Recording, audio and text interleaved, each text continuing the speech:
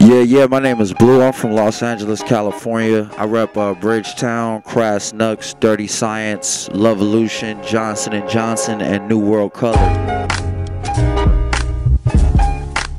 My earlier influences will be like KRS-One, Common, Ice Cube,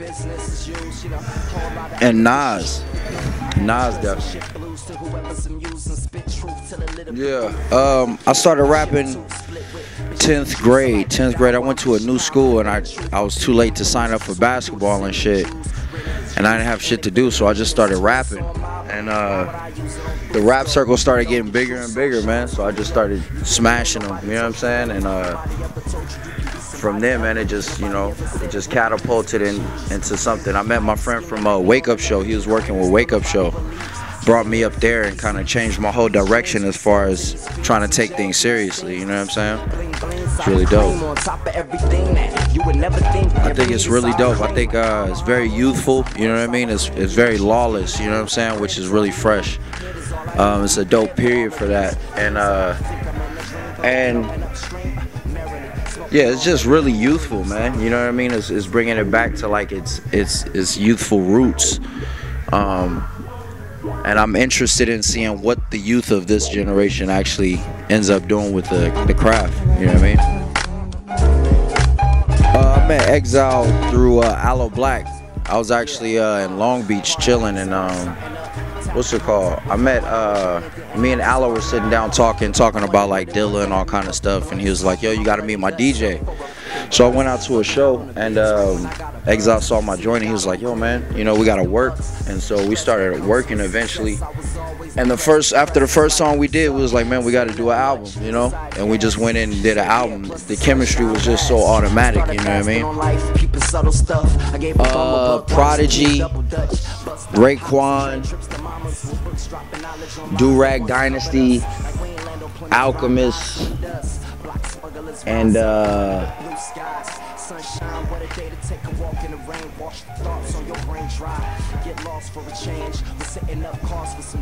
and me, bro. You know what I mean? Shit. Actually, it's a piece of advice that I've always kept. That's a good question. When I was younger, a dude always told me, I think after he heard my first album, he was like, man, he was like, you're really, really dope. He was like, but you're gonna be dopest when you don't give a fuck what no one thinks about you. You know what I mean? And I think that happened last year, and since then I've been the most comfortable I've ever been as an MC. You know what I mean?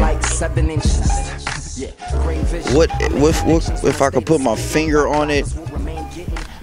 It would be procrastination. You know what I mean? Procrastination is like the worst tool in the industry because it's so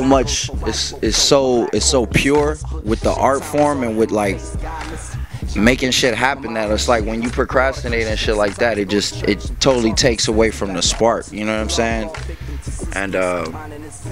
And sometimes that could be like, that can cause a huge earthquake, you know what I mean, for a record, you know what I'm saying? So I would say it's that elimination of that hesitation, you know? Just go hard.